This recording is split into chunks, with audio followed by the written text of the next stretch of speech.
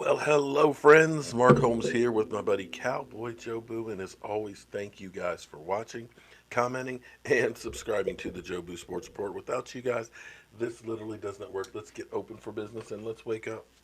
The football gods, wake up, guys. Um, do me a favor. Please don't take the idea that I'm talking about these Dallas Cowboys greats as gods literal, okay? It's a compliment to the forefathers of the Dallas Cowboys.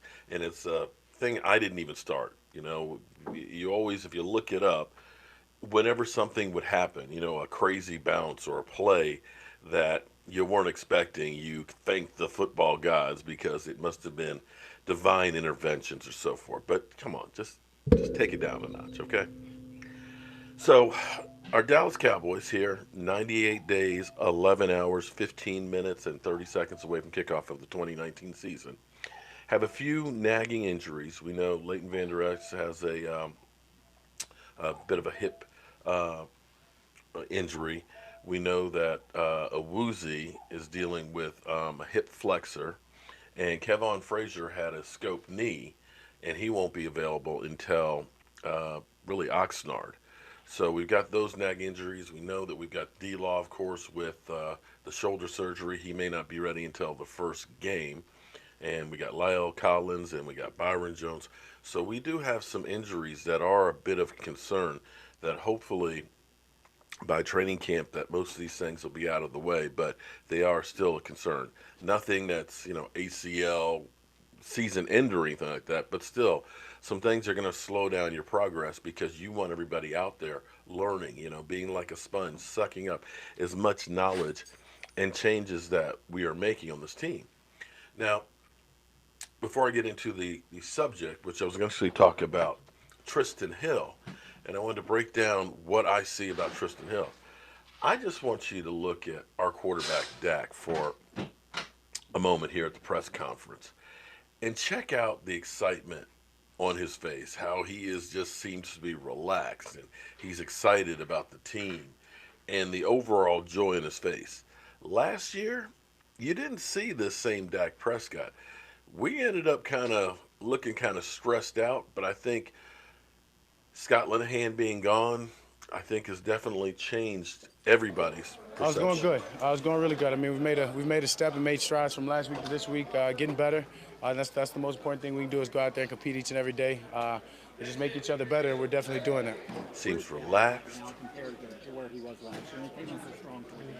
Yeah, kind of he's getting nonchalant. getting a lot We better. I good. mean, knowledge for one. Always asking questions. I can say that's something that he's always been good about. But he's been very adamant this year of just almost after every other play. If I came to him, if I didn't, and it was a read route or whatever. But always coming right back to me, asking me what am I thinking when I'll get to him, what number is he in progression. When you have a guy like that and wants to know that, that's allowing him to set up his routes and get open. And yeah, he's taking the next step. Y'all started working on the red zone today.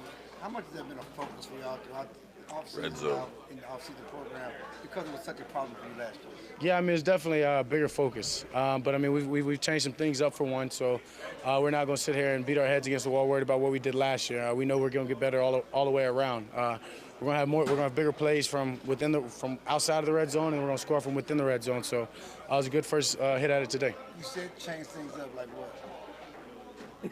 We talked about this last week. Look at that smile. I'm just saying, no question. Dak, over here, Dak.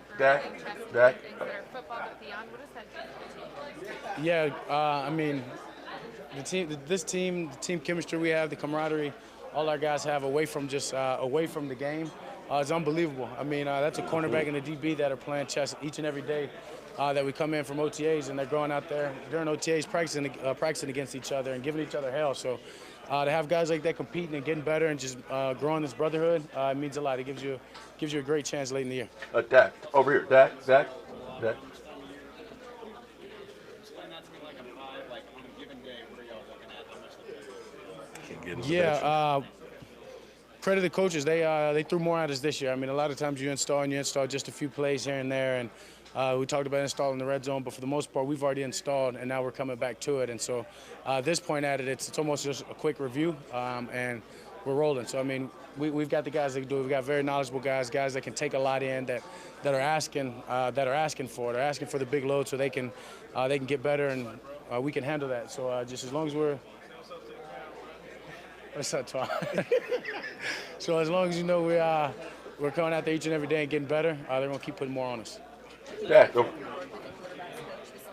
Say again. What are you getting from your quarterback coach this offseason? Kidna? Yeah, not Kidna. The house you're working with on the offensive side. What about him? What are you getting from sessions? I'm getting everything. I'm just getting better fundamentally. I mean, they find really what allows me to make the best throw from wherever I am, from whatever platform, and just continuously working that and making that stick. So Richard Davis caught a couple of deep passes today. I mean, like, is there speed across the board? I mean, we talked about Amari and all those guys, but you got the Richard Davis, Javon Johnson. Yeah, I mean, that's something we want to do is add speed to this team, add speed to this offense that allows for more big plays. When we have the run game that we have, we know we're going to get heavy boxes. So at that point, I mean, it's one-on-ones, and you want guys that can win outside, and we've got some guys that are doing a good job at that. And I feel like I'm getting better at everything, to be honest, from footwork to being able to throw at every platform, no matter if somebody's in my face and I have to throw it now, or being able to move and escape and get the ball out. Yeah, I feel really great. Well, Dak, are you going to be rolling out more? Just can't seem to get him. He's continuing to get better. And Jason Witten coming back is one of the great things for him as well. I mean, just now sitting out there just Witten and the tight ends, and he's coaching them up and making sure that they're getting better. And when you have a guy like that and you have a room like that, the expectations grow, and they're all asking for it. So, I mean, great players, great guys that want to learn, and they're definitely doing that when they have a leader like Witten in the room. What does it mean to have Travis Frederick out there? Seeing what he's doing. Yeah, it's great. I mean, just seeing the way he was affected by that and the way he's just responded and bounced back from it's amazing within itself. But now to have him back out there, it feels good. Definitely feels good. Just communication and all that. So I'll be ready when he gets to go into team sessions. All right, so he didn't get to our questions over there. But here's the thing that I want you to notice is seems how relaxed he is. He's not, the wide-eyed babe in the woods and everything else. He seems relaxed. He seems in charge. He seems ready to go. He's giving credit to all his teammates, talking about how good it is having Jason Witten back, having team speed, what John Kitten is doing for him. To me, that is huge because now you see that he owns the locker room and seems to be ready to take this to the next level. And generally speaking, with quarterbacks, that's kind of what happens the fourth year. That's why we have the power of four. Generally speaking, quarterbacks take a big leap between their third and fourth year. We all know about the sophomore slump and stuff, and then they kind of recover in the third year. And then the fourth year, you see major strides. It happened with Russell Wilson, happened with Aaron Rodgers, Troy Aikman. A lot of the quarterbacks will literally throw for like another 1,000 yards and another 10 touchdowns their fourth year. And if that is the case with Dak Prescott, man, we are golden. But something I wanted to talk about, too, is Trysten Hill. Now, you hate to, and I've kind of touched on Trysten Hill a couple times, but you hate to try and put a lot of pressure on rookies to come out and perform. Because when you think about, I went through and did some numbers on the 2017 draft class and expectations of what you can kind of get from a rookie, depending on, of course, how much they play and how well they fit your system. Myles Garrett, of course, was drafted number 1, 2017, 75 tackles, 20.5 sacks. He's been as advertised as a number 1 pick. Solomon Thomas was the 3rd pick, defensive end, 72 tackles, 4 sacks. Derek Barnett, defensive end, 37 tackles. He plays for the Eagles, 14th pick, 7.5 sacks. Not bad, still kind of light for a defensive end. Jonathan Allen, defensive line, 71 tackles, 9 sacks. That's really good for a defensive lineman. Charles Harris, outside linebacker, defensive end, 38 tackles, only 3 sacks. Of course, we know Taco with 46 and 4. T.J. Watt has been the beast out of really all of them with 122 tackles, 20 sacks. But he plays a different position than what Taco would in our defense. Malik McDowell for Seattle, nothing. and DeMarcus Walker, defensive end, 11 tackles and 2 sacks. So quite honestly, Taco really isn't that far away from where most of these guys are. He was a late first round draft pick, but he's still kind of in the mix. So don't give up on Taco because, like I said, Charles Harris was drafted 6 slots ahead of him, has 8 less tackles and 1 less sack. Jonathan Allen, only has 5 more sacks than what Taco has, and Taco has only had limited time on the field. So don't give up on that guy yet. Now, the thing with rookies, of course, like I said, it takes time to develop. DeMarcus Lawrence, going into 2017, you kind of said the same things about him that we're saying about Taco. He had that one great year, his second season with 8 sacks and stuff, but then he had the PED, he had the back surgery, and you had to look at it and say, maybe this really isn't that guy. And that's why we drafted Taco, because we knew we needed help on the defensive line. It turned out we didn't need as much as we thought. But we get Trysten Hill, and Trysten Hill is a beast, and I can see why they didn't draft, Thornhill or one of the other safeties and things, because he is absolutely positively a stud. Now, let me see if I can get my pencil working here. All right, what I want you to take a look at here. Okay, I'm going to break this play down because this amazes me, and maybe I could actually come out there and show you some too. But you see him, he's actually right here. Okay? He is in between the guard and the tackle spot. And what he's going to do is something that I used to do, which I was the thing that I could do because I was small and quick. I was 215, 220-pound nose tackle, or nose guard, where I lined up over the center. I'd be shaded in one gap or the other most times. But because I was quick, I could end up maneuvering and being able to shoot the gaps. Now what he's going to do is he is going to actually take like a stutter step, and then he's going to cross the face and come in this gap.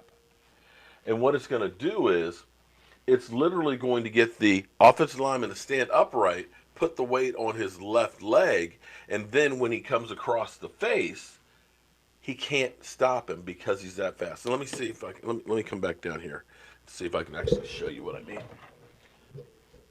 Stay there, Joe. What it is, turn the camera just a little bit. What he's going to do is, on his first step, he's going to step out here. The offensive lineman is going to step with him, and then he's going to cross the face. And he's fast enough that he will blow past the offensive lineman. Now we'll watch this thing in real time. It's called a jab step and rip. And let's get out of that. Now watch this. Oh, let's get the camera up on here.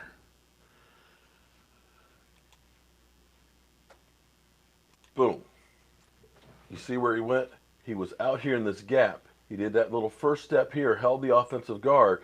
The guard is now trying to get right back in there, and he's going to get in the hip pocket of the center. But he has got so much strength, and he's already past the guard. This play is over with. And quarterbacks hate to have pressure in their face. Look at that. Boom. And he's got the reach that you're not getting away. Let's watch that again. He is an absolute freak. He is able to get that leverage, get that shoulder up underneath of him, stay low. Boom. See him right there. Bam. He is all the way over here. He is going to cross the guard's face. And what's great about this is, with Rod Marnelli, he was even held in there. With Rod Marnelli and that defense, most of the sacks that the Cowboys end up getting are by stunting. And with his ability to be able to move, to have that load and that strength and everything else, can you see him doing a twist stunt with D-Law? Where you're going to have him going on the outside and you're going to have D-Law going inside. That will be a meeting at the quarterback. And I'm telling you, that guy is an absolute freak. You look at some of these things. He is just like an immovable force.